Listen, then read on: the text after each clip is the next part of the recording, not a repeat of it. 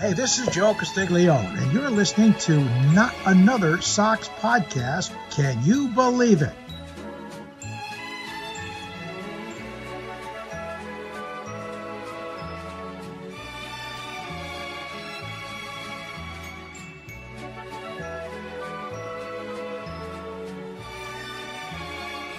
Yankees suck! Yankees suck!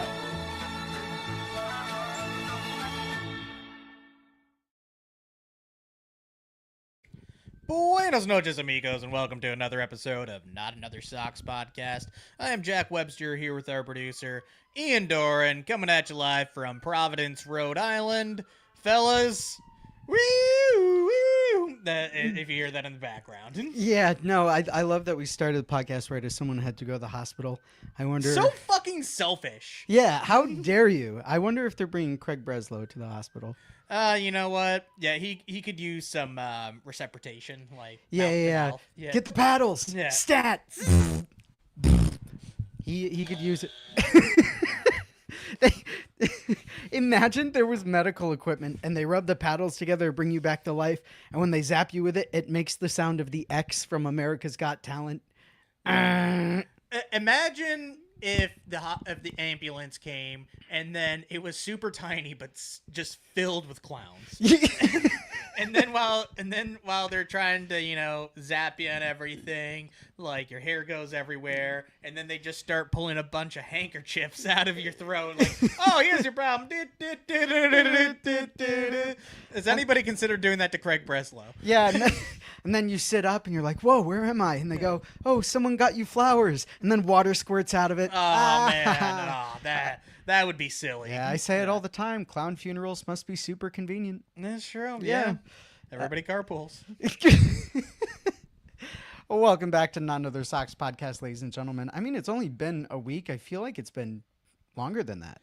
Yeah, what a week, huh? Lemon It's Tuesday. Lemon It's Tuesday. Started rewatching that again recently. Great show. So many great one-liners. My favorite, yeah. But yeah, it's our first episode, just me and you in a little bit here. Yeah, buddy. Just the two of us. No, we're going to get copyrighted if we sing. I'm sorry. But we're back, the dynamic duo. The kids are backing down. What a fucking week in Red Sox baseball. So I do want to preface, I was in Oregon last week for a wedding. It was beautiful. Had a great time. Congrats on getting married. Thank you. It was very magical, and it's no wonder Oregon does not have a baseball team. There were more cows there than people. Have you ever considered our friends over at the Portland Pickles might take offense to that? They're oomfies. Yeah, Portland Pickles, if you're offended by this, comment on it. Tell us. That's what I thought. Oh, man. Yeah, not hearing from the Portland Pickles, but even from Portland, what a weird fucking week in Red Sox baseball. Like, listen to some on the radio, watch some of the games, some of the highlights, everything going around on Twitter. Like, feels like we're kind of reaching the spark for a powder keg. Could blow at any minute. I guess you could say that. I feel just still in limbo of where this team is. You're indifferent? Yeah. Like, I don't know. Like, it's nice winning a series, but we still have to kind of accept, like, where we're at with everything right now. And the fact is, I would love to just cancel this season and just have it go down the garbage, because then I won't have to care, but I still do, and I'm still watching, and we're still somehow in it. But yeah. It's not like we're completely out of it yet somehow. It's literally the Mighty Python, I'm not dead yet! Yeah, so I'm just looking up what the Red Sox record is to this date. 10 points if you can guess it. You probably can, because you're better at baseball than I am. It is 25-33. So yeah. We are 8 games under 500 right now, which includes a -5 run differential. But the funniest thing of it all is we are 9-19 at home. That's not the funny part. The funny part is we're 16-14 on the road. So Fenway has been very unkind to us, which is very rare for this team, even in a lot of their bad years. So I would like to fix that. And we're home this week for 3 games. So I would say let's try to win at least 2 of those. Really? I was going to say 3. Yeah. You should try and win all 3 of those. You should, because it's against the Orioles, and they're bad. and we're all so bad. So one of us has to be more batted. Yeah. Are you playing a sound over there right now? I did at one point. So you know what? I'll include another one here. Yeah. Is it the dodgeball sound? It was the dodgeball sound. Yeah, good. It's probably assault if we all show up to Fenway with dodgeballs and throw them at the players, right? Yeah, you can't do that. Yeah. Bummer. But you went to Fenway. You did bring something in with you. Yeah, no, hey. Chipotle. Yeah, got some Chipotle there.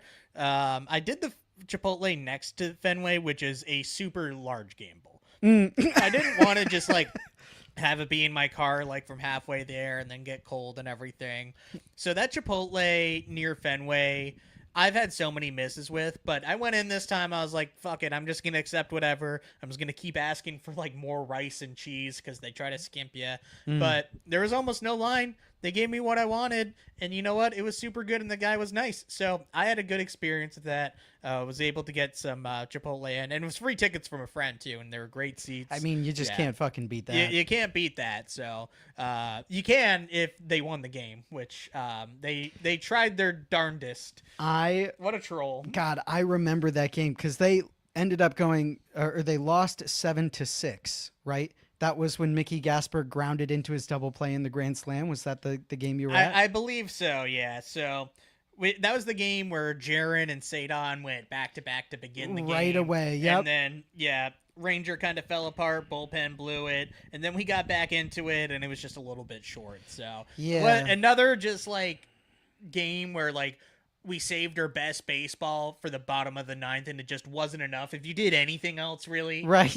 That rest of that game, or if you got more than one out of bases loaded, no outs, then hey, that game's tied, and momentum's on your side. So felt pretty indicative of the Red Sox so far. So they edged you a little bit. They did, yeah.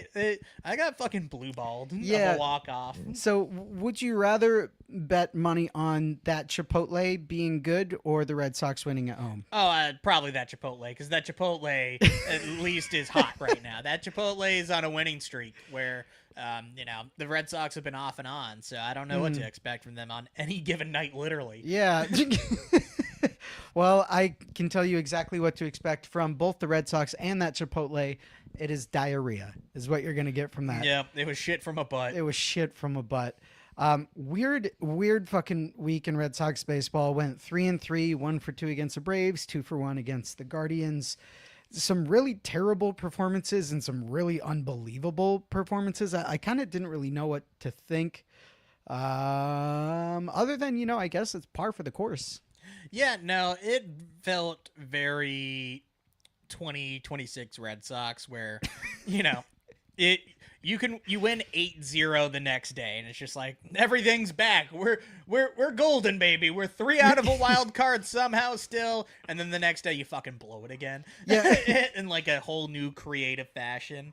But there's been some just glimmers of hope. There's a reason we're only -5 run differential, kind of like I mentioned before, is because we are sometimes so lopsided. We'll just score 18 runs in a game and then fire our manager. And then there's other, and the pitching's been good, so you got a really good outing from Connolly early, who's been fantastic so far this season. The bats came to life. Jaron, as we mentioned before, red hot right now. So it's you never know what you might get on any single given night with this Red Sox team, and that is a threat. That is derogatory. Yes, that is not a compliment.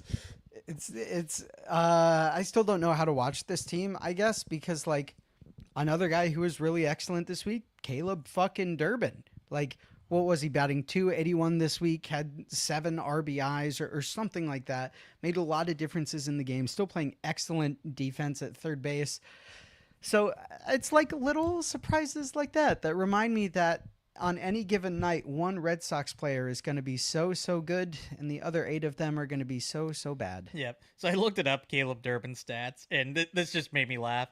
So over the last 7 games, he's batting .286, but his on-base percentage is only a .273. That means he's had 0 walks and at least 1 or 2 sac flies in there, which is very funny. That you're on base percentage can be lower than your average just because of that like one anomaly. So you know what? Whatever. He's slugging over 500 this week. I will take that from Caleb Durbin. I forget that that's a stat, that a sac fly technically counts towards your batting average. Yeah.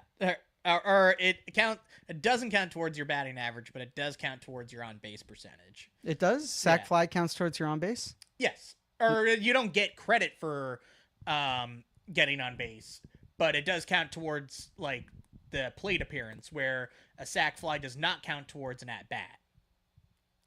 Okay. Baseball stats are so confusing. I work in math too, by the way. Yeah. Like, anyway, baseball guys, fix that or don't. Yeah, don't. I don't. It doesn't matter. It's funny. Yeah, but you mentioned it. I want to come back to it.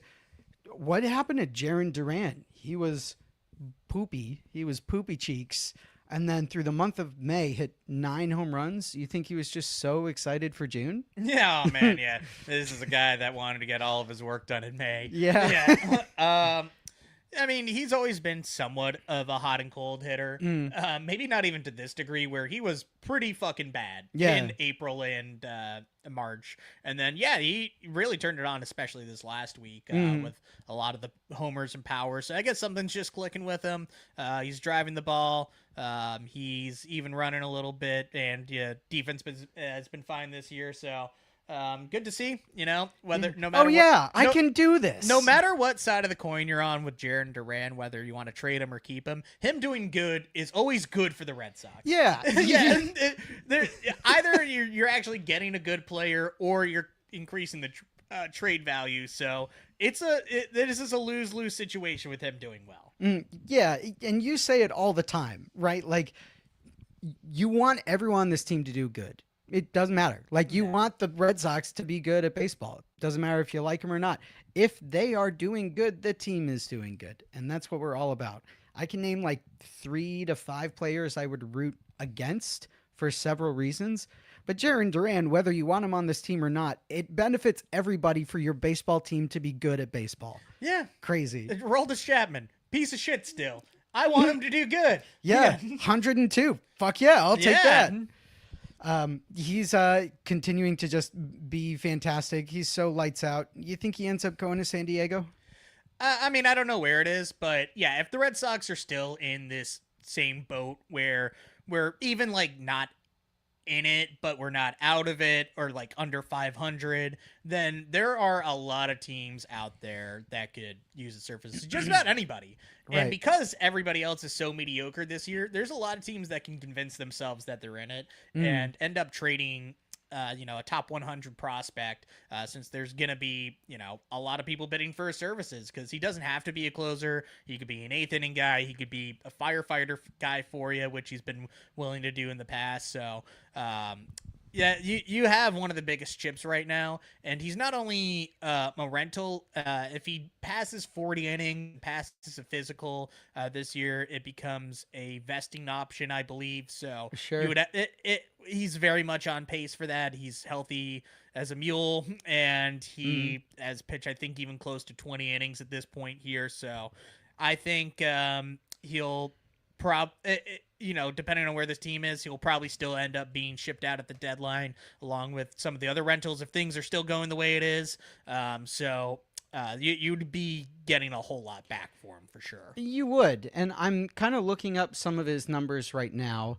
Aroldis Chapman has 2 World Series rings with the Cubs and with the Texas Rangers. In his MLB postseason career, has allowed 14 runs, 16 overall, 46 appearances in a baseball postseason.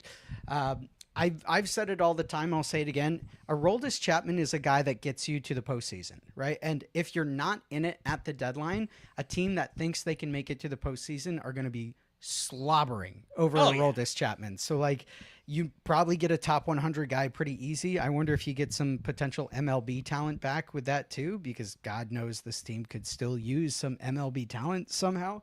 I guess we'll see. Like, if we are in it at the deadline, I don't think Chapman goes anywhere. No, probably not. That's a big if right now. Big yeah, if. big if. Big yeah. if. We'll revisit that in Like a few weeks. 10, 15 games. Yeah, let's. I think somebody put it best. You have to wait till June 16th in order to start really opening up trades, because that's the day we traded Rafael Devers last year. So that's the earliest something could possibly happen. One of my favorite Jack Webster videos of all time. I'm at Bowling for Soup. They just traded Rafael Devers. What's going on?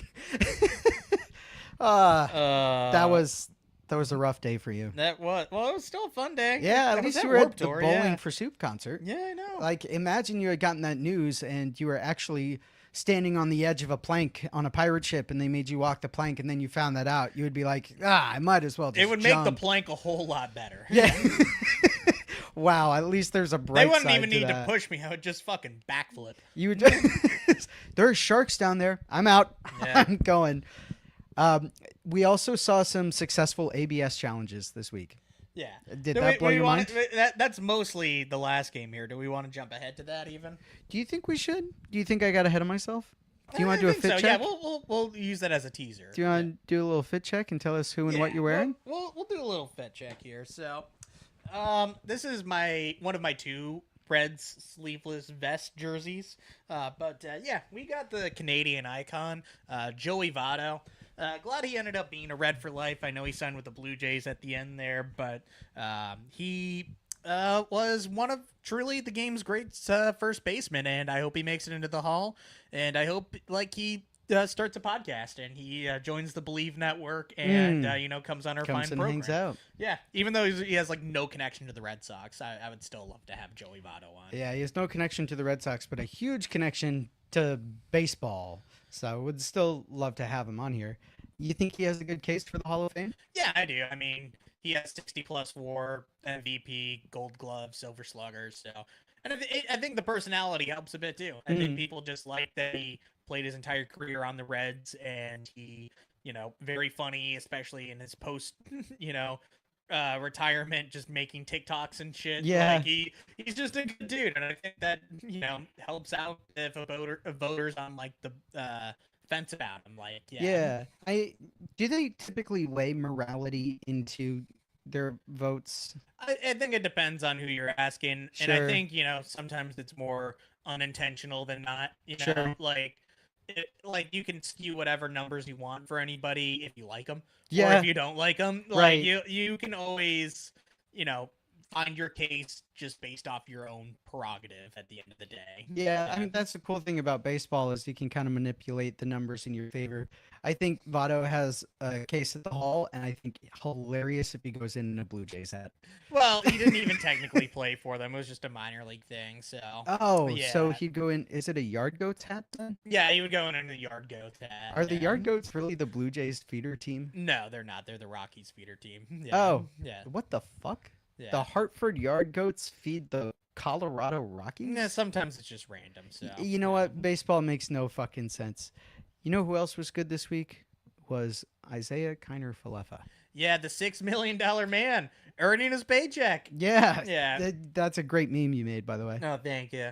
Yeah, that one ended up being very funny because he's already at like 1 WAR, at least on Baseball Reference I saw today, Mhm. which is like on pace with like Alex Bregman and like half of the other infield additions that we are looking for this offseason. Right. And he's obviously utility bad. So like with under 100 plate appearances and you have 1 win of production, that's probably worth the $6 million alone in this day and age. Yeah. And I never really got why people were crying about that so much. Right. And trust me, I did not think that he was going to do this, especially after, April, where he had some horrible numbers, didn't even really look good defensively, but he's kind of turned it around. Yeah. And he hit a home run. I saw it in person. You can't say otherwise. Yep. Yep. You were there. I was there. Confirmed. Yep. So ended up, hey, give some credit to Craig. And you know what? Like, if you're talking about trading rentals, maybe you get a flyer back on him if you are trading him, or you just keep him around. And he is that veteran presence in the clubhouse right now. Guys seem to love him. So. Postseason experience too. Yeah, not great postseason experience, but technically postseason experience. Don't talk about that with Blue Jays fans. Yeah. Sorry, at Liz. What's her name? Lizzie. I think she goes by Lizzie McGuire. McGuire. Yeah. Yeah. IKF. You know what? Turned into more than $6 million. I think friend of the pod, Robbie Hyde at Ginger Snap Hyde on Twitter. For those that don't follow him, he's really kind of found his way into the Boston beat. Crunched the numbers for us the other day, showing that IKF is playing his worth at about a $10 million player, but signed for $6 million. Ooh. Yeah. And we shouldn't be caring about the margins that much with this team when there's giant red flags. Yeah, there are other problems. Yeah, right.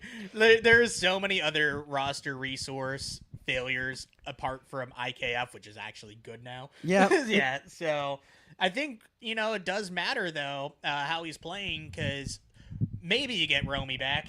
He's doing baseball activities or whatever. Sure. But, it's going to come down to between IKF and Andrew Monasterio. And Monasterio's kind of had a rough go of it lately. So it becomes a lot easier conversation where you don't have to DFA IKF if he was still being the bad one there. Right. Like, you get to keep him, you get to keep Monasterio, and you get Romy back. So let's hope that happens. And, you know what's going to happen down the road.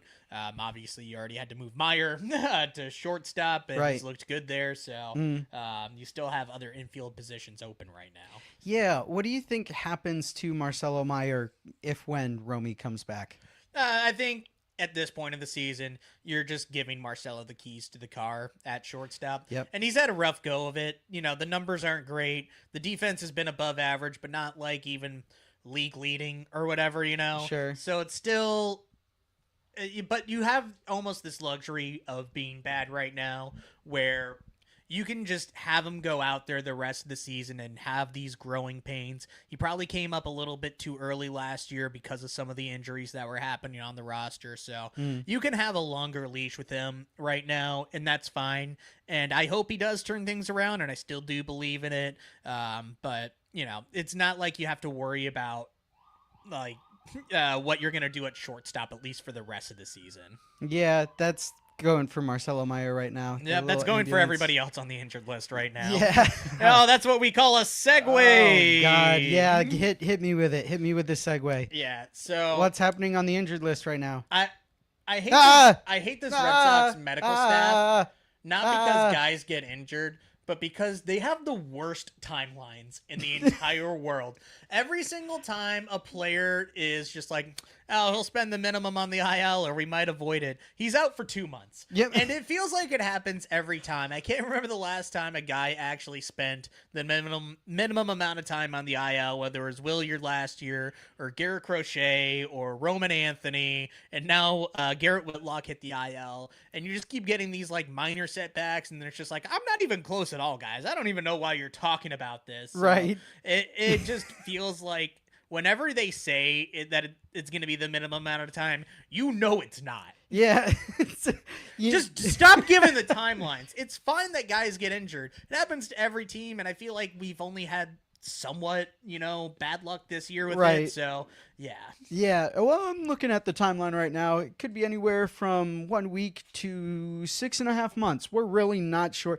It's like that meme where someone, tweeted as Professor Oak, this world is inhabited by 150 Pokemon, and I'm a professional Pokemon scientist. Whoops. Oh, sorry. There are 151. Oops, sorry. There are actually thousands. I have no idea what I'm doing. Yeah, literally.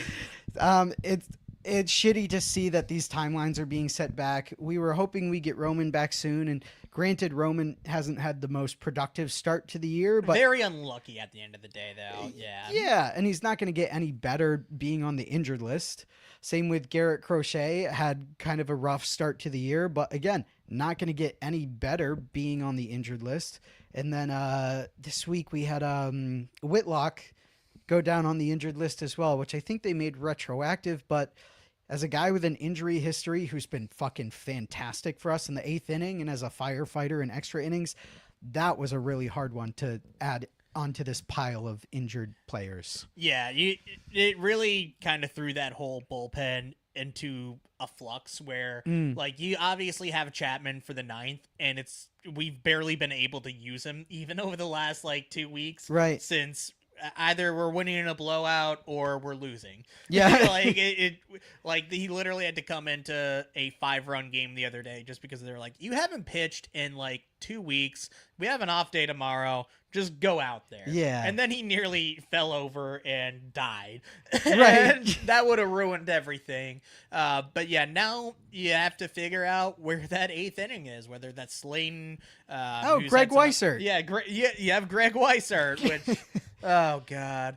Oh God. Oh, God. Greg. Why? Is something going on with Greg Weissert? You know, I've heard some other people say this, so this is not too much of an original thought. Okay. But if you're going to use an opener for Brian Bayo, why not use the guy that you know is good with nobody on?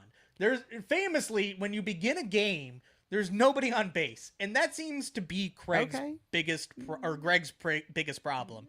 Is he allows other also people's Craig's runs. biggest problem. Yeah, probably but sorry, Craig's go too. ahead. Yeah. Allows So other if you people's just runs. just be like, hey, here's the first like 3-4 batters of the game, go get him, Tiger, and then we'll let Brian Bayo somehow just do good after that. Yeah, which, I mean, he got the Nick Pivetta treatment, but it's fucking working. Like, Bayo's been pretty fantastic in all of his starts with an opener. And remember, they took the training wheels off him that 1 week, and what did he do? Give up 5 or 6 runs? Yep. No, I think he gave up 7. And it's so funny because, like, the last 2 Bayo starts at least, the games were lost by the openers, where, like, they gave up 3 or 4 in the first, whether it's been Giovanni Moran or it's been Tyler Samaniego the other day, like just already taking you out of the game already at that point.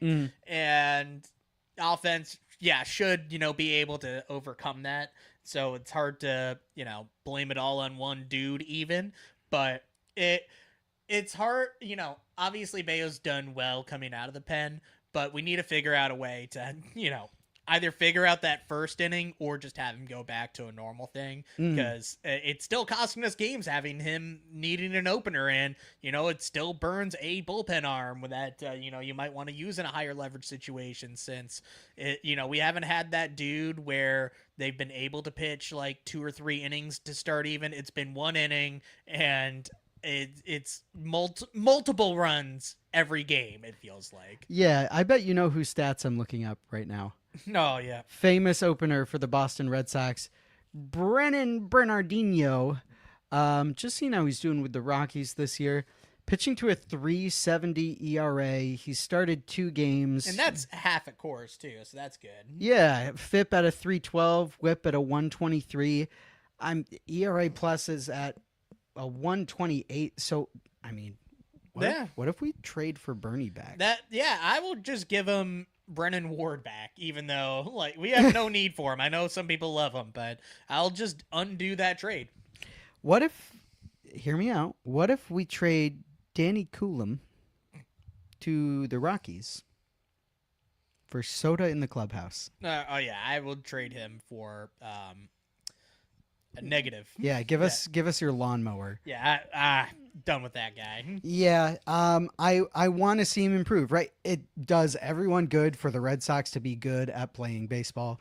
Would love to get Bernardino back, but obviously they traded him away. I don't think they have any interest in bringing him back. But I look at this bullpen and I'm like, if Brian Bayo had Bernie as an opener, that's a pretty fucking fantastic 1-2 punch for your game.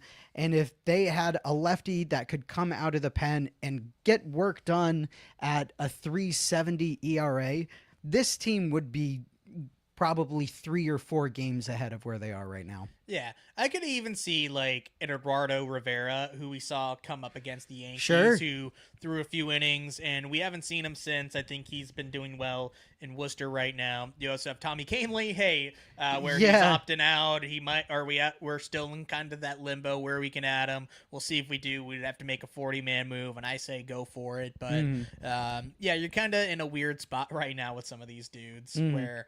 You have Ryan Watson, who's kind of your mop-up guy. It's fine. I don't really. Sure. His numbers don't even matter because he'll go 3 innings at the end of the game just to, save other bullpen arms. So you're kind of strong arming yourself in some of the other ways here, and you can't send down Moran or Danny Balls, or you don't want to send down Greg or Slayton at the end of the day either. So that leaves you only with a few options, like sending down Tyler Samaniego, who's been pretty good generally. Yeah. Other than that literal just opening. one inning. Yeah. So you have to get a little creative here, especially with Whitlock on the IL now. You do. I think when you look at this team, we hear it all the time about what a clubhouse glue Greg Weissert is.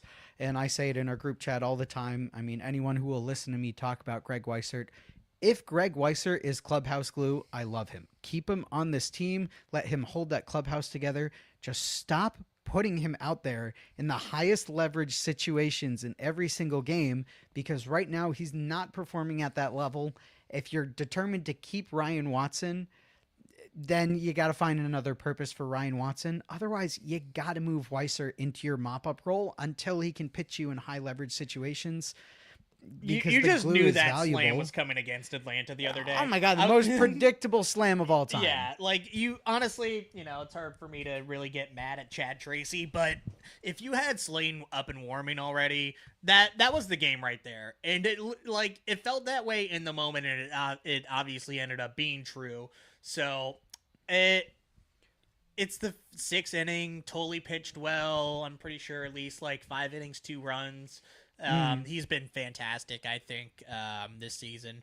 And I think he has a real shot at Rookie of the Year. But anyway, that's not what we're talking about. You just knew it was coming. And we've seen these stretches with Greg before where he's just been awful for a bit, but it feels like a lot longer this year. So, yeah, I do agree. I think you kind of can't be putting him in these leverage spots until he kind of figures it out. And that becomes a lot harder when you have Garrett Whitlock on the IL. Yeah, it does. And you got Danny Coulomb just coming off the IL. Hasn't been fantastic. The point is, you got to figure out what to do with Weissert. You got 48 hours, at least from us recording this, for Tommy Kahnle to opt out of being on this team or not, figure out what to do with him. Right now, I'm looking at a bullpen problem, and that's a problem that should be solved. This is also kind of what it looked like around this time last year, right? Like, if one thing was working, another thing wasn't. And right now, it's the bullpen can't hold on to the games that you are winning. So you got to figure out the bullpen problem. Yeah, feels that way every year. But anyways, let's go to commercial. Yeah, so here we are right at half an hour. What's our commercial? Our commercial is Beppis. Don't forget to boil it beforehand. All right, let's go to Beppis. You're not boiling your Beppis? Yeah. You're giving it to children? In Oregon over the weekend, I went to the last Blockbuster on the planet. And in a case of all the relics from the 90s, they had Crystal Beppis.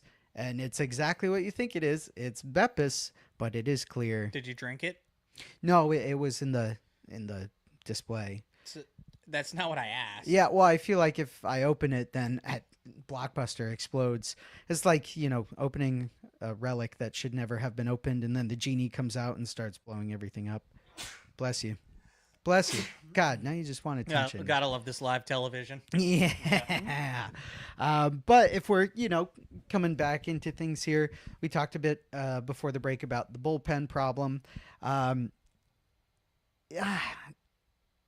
I don't know. This whole team's a problem. I hate it here. Yeah, me too. With all the guys on the IL, we're probably going to need to start expecting some influx of players.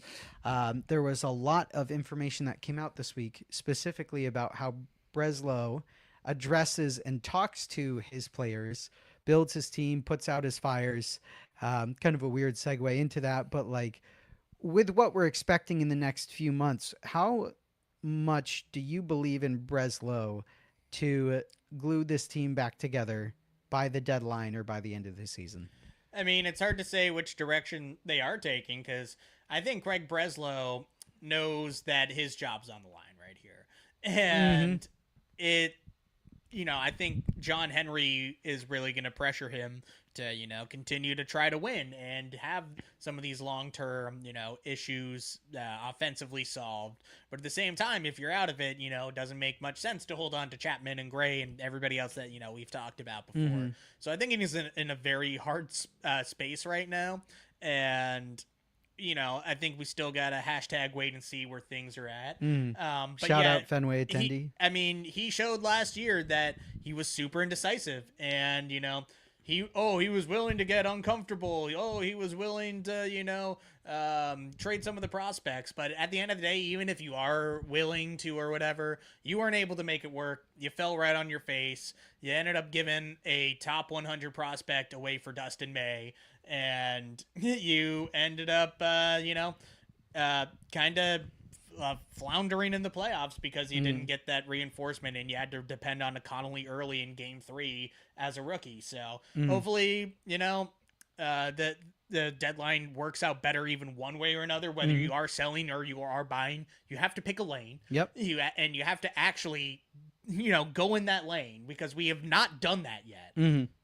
And Heimblum was the same way. It feels like the same thing over and over again. Yeah, I still vividly remember at Bloom's last deadline, it was like 6:58 p.m. and I think it was the Rockies DFA'd Colton Wong, and then right underneath it, it was like Rockies DFA Colton Wong, Red Sox have interest, and it's like, why are we making that? Why didn't we just go out and pay for an actual second baseman, which we ended up getting Urias at the deadline. Turned out to be a good move for them at the time. He didn't end up sticking around, and neither did Bloom. Haha. Craig Breslow, I don't want to say he got slammed, but if we're talking about faith in the team, we had, Fenway Faithful's favorite Theo Epstein come out and kind of be like, I think his analytical approach is causing a detriment to this team. You want to see guys who are good at baseball. There's a certain level of grit and eye test and personality that's not going to be measured on paper. So I would think Craig Breslow is scared for his job, especially after other guys are out there saying like, hey, Craig Breslow, what if you were better at your job? Yeah, and it's like we've said this once Alex Cora got fired. It's all on him now. You can't blame anybody else other than himself when he's driving the boat. So yeah, still 100 games left. Still 100 of these fucking games left. Jesus Christ. And you only have to win 8 more of them. 8 more in a row to at least reset would be pretty cool. Yeah, that would make you 54 and 46 for the last 100 games. Yeah, we got the Orioles and Yankees this week. They suck, so we'll do that. Yeah, that They Yankees suck matchup so fucking I bad. think is going to be really interesting because what were you saying before? Yankees have won 3 of 8 against teams above 500? They're 3 and 8, so yeah. Gotcha. So of 11 games total, they have won 3. And Red we Sox, are not above 500. No, we are not. We are not. I don't know if you knew that. No, I'm sorry. 25 and 33. Yeah. I think you got those backwards, right? Oh yeah, I'm just dyslexic. Yeah. What? No. You can go on land and in the water? Oh man. Yeah, that wasn't a good time for that joke. My bad. I'm really curious to see what happens with the Yankees this week. I think there's a lot of reason for that rivalry to be recharged. What do you say? The Sox It got Alex Cora fired last time. Yeah. So, yeah. Somehow Aaron Boone outlasted his job more so than Alex Cora, which blows my mind because Twice. Boone is a bona fide fucking loser. Yeah. Yeah, sorry to all the Yankees fans listening. No, I'm not. Shut up. I hate you. I'm curious to see what happens with that. Would you say Sox are 12 and 18 against teams over 500? Yes. So, and 3 of those are against the Yankees this year. But that was, I think, our lowest point of the season. So, do we run into Schlittler next week? I don't know yet. So, I guess we'll see. God, Yeah. I gotta say, I love to hate that guy. Oh, I me fucking too. love to hate Cam Yeah. Schlittler. I will fight him in real life. Oh, good. Do you think I'd win? No. Why? Because he big.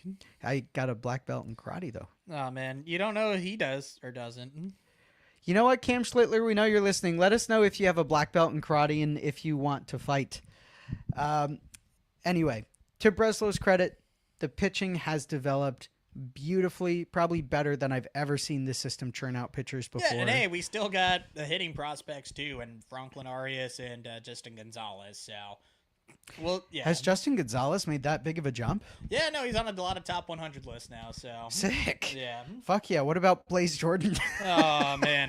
Oh my God. Yeah. When people were talking about that last week, I was like, shut up. Just shut up. What we got out of Steven Matz was more than what Blaze Jordan was worth. Perfectly at the time. fine. We were not going to protect. If we wanted Blaze Jordan back, we could have just taken him in the Rule 5 draft again. Was he available in the Rule 5? And everybody was just like, no, thank you. No, I would take Caleb Durbin over Blaze Jordan, I think 10 times out of 10. Ah, man. Yeah, douche in a turd sandwich. Yeah. I guess while I was gone, by the way, they dropped a new CarShield commercial. Yeah. It's with Blake Shelton, but our friend Patrick is still in it. No Patrick. Marcelo, but also no Kurt Schilling. So I'll take that trade off. God, Yeah. CarShield is protecting us. Yeah. Protecting drivers from having to watch Kurt Schilling for over 20 years, No, starting man. now. Yeah, please, I never want to see his fucking face again. Really? Yeah. Is it because he ugly or because... Maybe in an obituary. Oh, my God. Wrong kid, Dad. Wrong kid, Dad. Would you- Can we add that to the soundboard? Yeah, Okay. hold on. Let me add it to this long list of soundboard things. Yeah. Do you still have that screenshot of you What the paying fuck? for a cameo to Kurt Oh, Schilling? yeah. It's somewhere in there, but basically just told him, yeah, wrong person died. Yeah. Well, And you know what? I was right. big sad, but enough Kurt Schilling slander for one day. Never enough. Yo. We could do a full 60 on Kurt Schilling slander. Wow. How do you think that Maybe, episode would do and well? you know what? If we do have that lockout, that might be a good, Good. lockout episode. Just everything just wrong about Kurt Schilling. We got to save some of these ideas in our back pocket because it's happening. But Yeah. like we'll save a fuck Kurt Schilling episode for Oh my the God. inevitable lockout. That's This TM. If you're listening, you can't copy this. If you're listening, you can't copy this. TM. This might be one of the best ideas you've ever had. Zoidberger in the chat goes, "Great day for a Schilling slander." Absolutely. Thank you, Zoidberger. We agree. You know what? Come on the Schilling slander episode. In our contract, they say you got to do one episode a week. So in 2027, every week we are going to do an episode ripping on Kurt Schilling. Oh man, yeah. That, you know what? I'm okay with that. It's probably better than whatever else is going to be going on during the lockout, which is nothing. What's your view of the negotiations right now? I think people are making a lot of big deals out of really the standard of it all. Right. Yeah, of course you're going to be putting forth your best dream offer off the bat, whether you're the MLBPA or you're the owners. And of course the other side's going to say no and rebuttal that to like Yeah. the nth degree. And they're going to compromise eventually. Right. Like, so of course, like, you know, the MLB is going to propose a salary cap and the players aren't going to want it. But, you know, maybe it becomes a lot wider range from what they said initially. And maybe, you know, rookie player salaries do increase, but not by double. So, like, you put out these, you know, list of wants and everything, and so that way you have room to meet in the middle. So nothing really matters too far so much right now. They're at least getting started earlier and quicker than the last time around. So you know, these things are going to come down to the wire. It's going to be March 15th, and they're going to figure out a way to, you know, make it work hopefully, and get a full season in, kind of like last time. So it's too early to really start to worry about it. There's going to be some type of lockout for sure, but I think people saying we're going to lose the 2027 season is premature at this point. I'm not saying we won't, but I'm saying you can't. It's not a foregone conclusion at this point either. Nobody knows. Both sides do want to avoid this at the end of the day. Yeah. Yeah. So it sounds like you're kind of the belief that there's still a possibility they reach a deal before the 27 season starts and we get a full season of baseball. I think it's very possible. I think it's also possible we miss a lot of games. I would think it's unlikely we miss the whole season. So It's impossible to say right now. So I'm not worrying about it quite yet. I'm more worried about this dog shit Red Sox team. I would agree with that. Before I leave, this topic in particular, who do you think is facing more psychological pressure, I guess, of the two sides to get a deal done? I mean, baseball's in such a good place right now and Manfred has already announced that he's like retiring in 2 years. Oh, thank God. God. I think his legacy is a bit on the line here, and I do think he wants to get it done, and I do think he wants to leave baseball in a healthy spot too. So I think a lot is riding on him here, and I think because he's, kind of leaving in a few years anyways, he might be a little bit more lenient on stuff. So I guess we'll see. And he did manage to make it work last time around. So I'm hoping. Are you a believer in the floor and salary caps? No, you think that's kind of silly? Yeah, I think MLB's proposing it half just so they have leverage to negotiate other things that they want. Sure. And I think the numbers they put forward were 174 million. Yeah, those were joke numbers, and that's fine. It's kind of like I was saying before. Numbers. Yeah, LOL. But I think we'll play baseball in 27. I'll leave it at that. Sure. I don't want to put a number on it yet, though. Sure. Before we move on to the weird-ass Connor Wong homer, LOL, JK, do you believe in a salary floor? I think that would be beneficial, and I think MLB was smart putting a salary floor in with their salary cap proposal, so that way they can be like, hey, guys, we're trying. Yeah. And I think that is even more necessary than a salary cap. I agree. Yeah, we'll see how that ends up going, but they're not going to accept a salary floor without a salary cap, so I think it's just part of the negotiation. Sure, the salary cap is $200 billion. Yeah. Connor Wong's homer, LOL, JK. Oh my God, I laughed so hard. I was so mad because, I said earlier this year I want Connor Wong to hit 10 home runs, and we almost got one, baby. Yeah. We almost got one. It was cruel and unusual. It was, oh man, I've had my opinions on Connor Wong, but when he hit that fake home run, I was truly happy for him. I was just like, he finally did it. And it got called back, and they literally chopped off his head with the Wally helmet still on it. They're like, you didn't deserve this. And then they held it up, like the Highlander.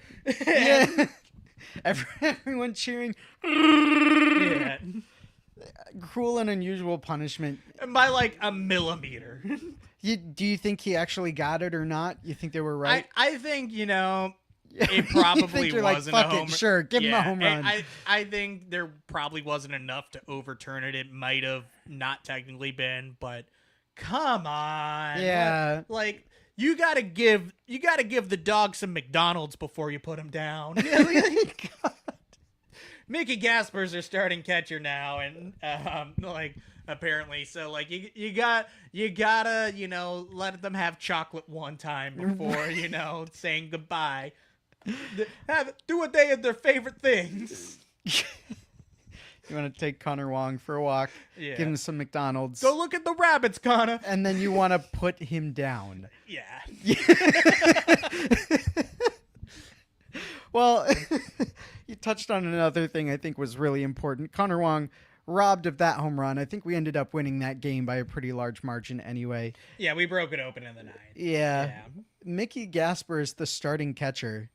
I have reservations, but you know what? If it's working, it's working, but now we have a crowded catching space. Yeah, I don't see how you can keep 3 catchers right now, especially with a lot of the roster struggles that we have, and here have like infield of Caleb Durbin and Andrew Monasterio and Nick Sogard, who's looked good, obviously, but it's not ideal. Yeah. And when you have essentially 4 guys out there for 2 spots, and they're all utility guys, and you're still kind of platooning Marcelo Meyer at shortstop too. Just having 3 catchers really just makes that way more complicated. It does. Who do you think has the shortest leash at catcher?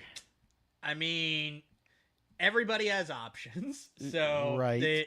but obviously they are going with Gasper right now. And then the better defensive option is probably Carlos Narvaez. But, Connor Wong's been swinging it lately, even apart from not getting that home run. So I think they're just going to kind of go with it.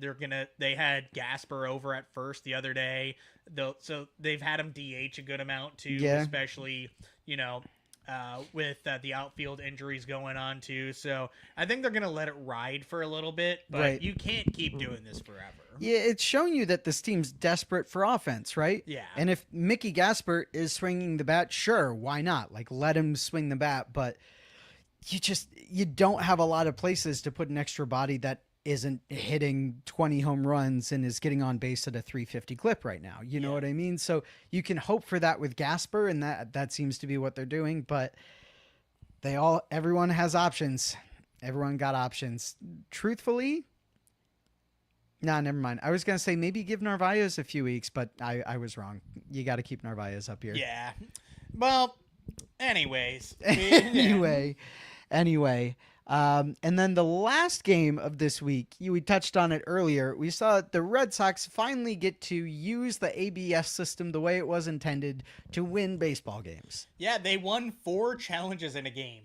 And is that even legal? I know. And these were the challenges that you want, where they are just obvious missed calls, and they're in leverage spots too, where you are taking advantage of it. And I think most importantly, you saw Cleveland fuck up for once, where they got rid of both of their challenges earlier on in the game where they lost them. And then, you had the Wilyer Abreu bases loaded walk, which should have not been a walk. And you could see Patrick Bailey just put his hands on his head no, god damn it, fuck, he knew he couldn't challenge, and then if the Red Sox don't score there, they're still down 4-3. Who knows what happens in the 8th and 9th, but you add on 6 runs lose. there. You probably lose that game if it wasn't for that call. So it's nice to have it be on the other team being big stupid idiots for once and not us. Which is, it's crazy. This is the first year that ABS is implemented at the major league level, and it's influencing the outcome of games to a pretty high degree. Yeah. I've also wondered how they made the process so smooth so quickly that the umpire just walks out. He's like, catcher's challenging the pitch. The pitch is a strike. There's been a few hiccups, but yeah. Yeah. I saw one the other day where it was clearly a ball, and they couldn't get the ABS challenge on the screen, and it looks like they just whispered in the ump's ear. They're like, go with your gut. And the ump was like, I was right. And then they got rid of the guy, which I think happened in Japan. There was a big event over there around that too. But nice to see the ABS challenge play in our favor. And I hope we continue to do that because it's really good for winning baseball games. Oh, man, what a concept. Yeah. And it's the obvious ones. Yeah. The CB Buckner game we had earlier this year, and you just had so many missed calls, but you couldn't do anything about it, even when they were obvious because you blew it so fast. Yeah. And not anymore. I think the Red Sox never, ever get another ABS challenge wrong, ever. Man, they're going to get it eliminated, or their 2 challenges done in the 2nd inning tomorrow. So, yeah. And this week we have, like you said, the Orioles. That's going to be tomorrow. And then the Spankies. Yep. Stankies. Are you excited? Who knows with this fucking team? Are you indifferent and want to smoke enough weed that you forget this season ever happened? Yes. Yeah, I'm helping. Well, we're in our last few minutes of the episode here. Yeah, you got it. We're going to pull out a little extra mustard. A little extra mustard. Little extra mustard. All kinds of stuff that went on this week. A lot of really strong player performances. You did hit the button, right? The mustard I did, button. yeah. You were talking through it a little bit, so that's fine. Who sorry, cares? my bad. I can play the mustard sound again if you want. Nah, I get it's royalties fine. every time it goes off. Oh, man. Anyways, who's your mustard? My mustard this week, a guy who has gotten mustard this year, he's going to get mustard again. I'm going to give it to Jarren Duran. Obviously had a great performance over the last month, but has shown a lot of extra hustle, especially this week, making plays in the Cleveland outfield. I feel like I saw him just turn the wheels on, turn the power on. So Jarren Duran this week in his performances gave it a little extra mustard. Yep, I picked him last week. And obviously, very good pick for this week. But I am going to give it to Connolly Early. Yeah. So, Shocker. 7 scoreless innings against the Atlanta Braves, one of the best teams in baseball.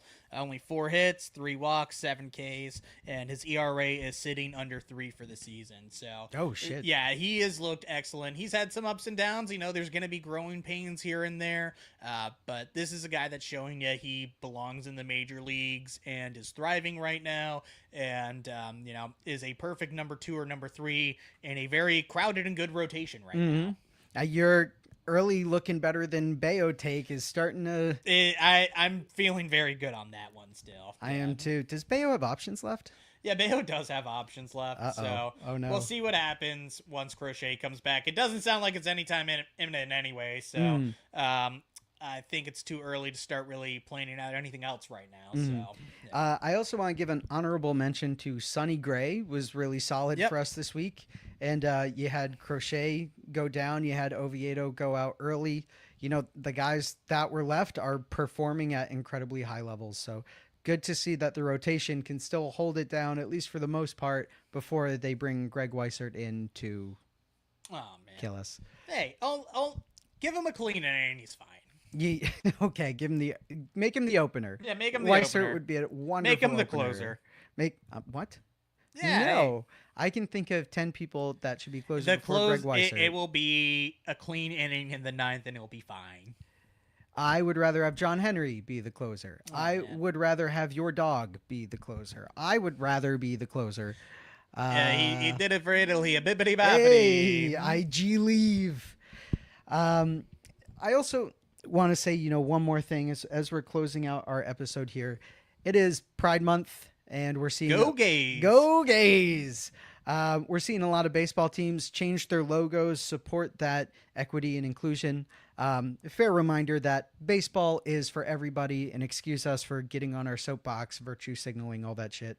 But changed our profile picture earlier today on Twitter, and oh my god, the hate in the replies. That's like half on purpose. I do this every year, Yeah, and I we think get you're rid right, of too. just some of the worst followers. We actually gained a few today, even, so that was fun. Where it didn't end up being too bad. And you know what? These people are just fucking losers. Yeah, Like, oh no, gay people exist. Wah. Yeah. Shut up. It's almost comical. I sent a picture of it too. Someone added our podcast to the fucking idiots and homosexuals list. Yeah. was like- and it's all faceless burners too. Yeah, I'm like, oh my god, guys, shut up. Gay people can watch. Why is it a bad thing that people want to watch baseball? Yeah. I'm missing that link here. Like, Ah. who fucking cares? So baseball is for everybody. Pride Month, live your life. We don't care what you do. We are just an amorphous podcast that is a fan of the Boston Red Sox. And if you like baseball, you should be able to enjoy baseball. Yeah. Yeah, no, 100%. It's that easy. We got gay friends, we got trans friends. Everybody's welcome here except for bigots and fascists. Yeah. And big news, Pride Month is going to be a huge month for Jarren Duran. Oh my god. Yeah, hey, the gay Sox are going to turn it around. He going to come out. Oh my God. I just had a genius idea, but I'm going to trademark it. I'm not going to say anything about it. After we get off the air, I'll tell you the idea. Anything else that we should go over? No. Still an enigma with this team. Could be, selling the team next week. Could be back in the driver's seat if we go like 5-1 this week. Like it is such a roller coaster. I've wanted to cancel the season. I think I even said it out loud that I'm canceling the season. But you know what? I'm redacting it. If we go 5-1 this week, I will get a boner. Yeah. Yeah, me too. That's it. Yeah. That's the whole. That's it. Okay, love you. Okay. No, I love you. Okay, love you. Okay, Bye. no, Okay, love love you, you. Bye. bye. Okay, love.